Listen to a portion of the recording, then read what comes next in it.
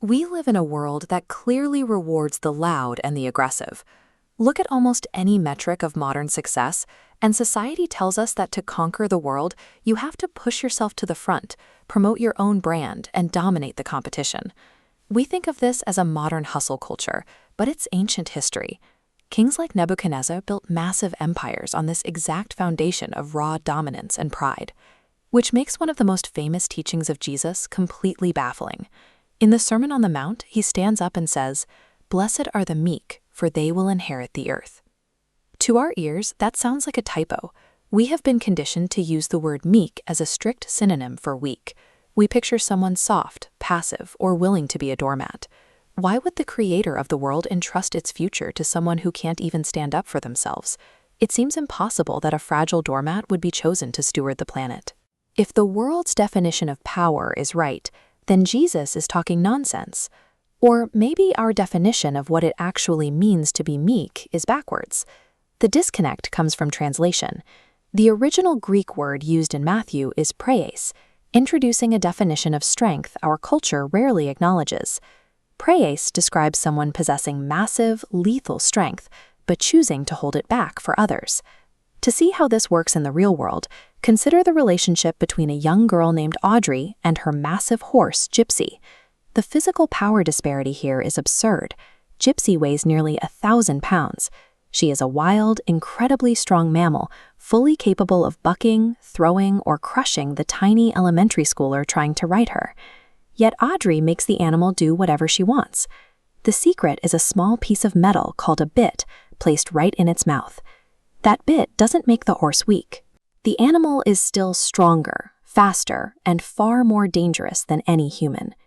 But with that bit in place, all that raw, lethal power is captured and brought completely under the rider's command. This is what it actually means to be meek. It is strength, power, and passion entirely yielded and under control.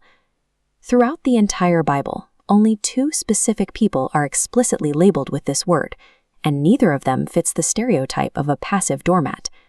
The first is Moses. He stood down the Egyptian empire and led a nation into the wilderness, yet he's called the meekest man on earth. The second is Jesus himself, pushing this concept from historical leadership to divine restraint. Philippians describes a paradox. Jesus possessed the absolute sovereign authority of God, but refused to exploit that status for his own advantage. He willfully submitted his immense power to the Father's design, yielding completely to the execution of the cross when he easily had the strength to destroy his captors. True meekness requires supreme courage.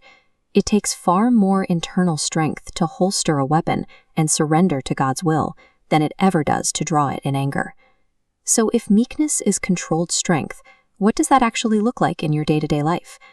According to Psalm 37, it has nothing to do with sitting passively on a couch waiting for God to do something.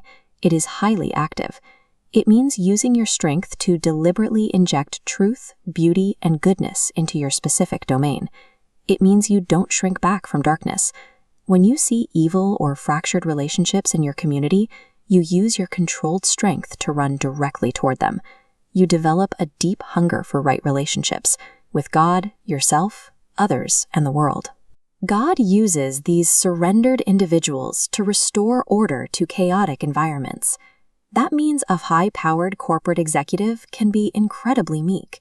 They use their intense influence and sharp mind to guide a team and shape policy with fairness and integrity, rather than exploiting people for a quick profit.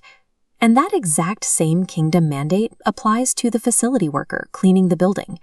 They exercise their strength to maintain order, dignity, and cleanliness, acting as an essential steward of their domain.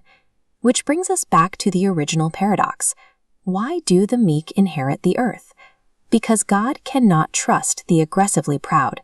He entrusts real influence and real responsibility to those whose strength is fully surrendered.